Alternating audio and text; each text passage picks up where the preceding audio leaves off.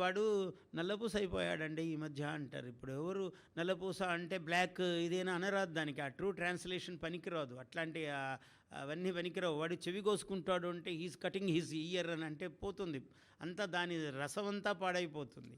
అందుకని అది ఏ భాషకు ఆ భాషకు ఒక సౌందర్యం ఉంటుంది. వాడు పాట అంటే చెవి కోసుకుంటాడండి, ఆయన భాగవతం అంటే చెవి కోసుకుంటాడండి అంటే ఆ చెవి కోసుకోవటం అన్నది అంత జాతీయం, అది అంత మంచి మాట.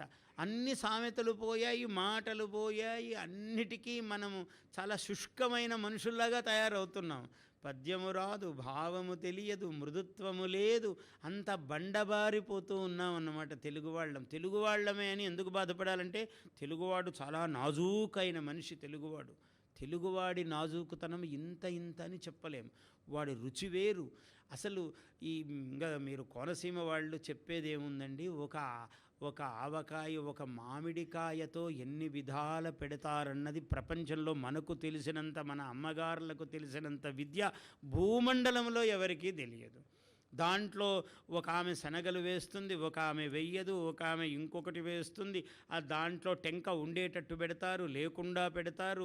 అదేమో మాగాయ, ఇదేమో ఊరగాయ, అది ఆవకాయ, దాంట్లో ఆవ వేసి ఆవ పట్టి పెట్టక ఎన్ని రకాలు ఒక్క మామిడికాయకి సంబంధించి. ఇంకా అట్లా దోసకాయలకెన్నో, ఇంకా ఆ కాయలకి ఈ కాయలకి ఎన్నెన్నో చెప్పడానికి లేదు.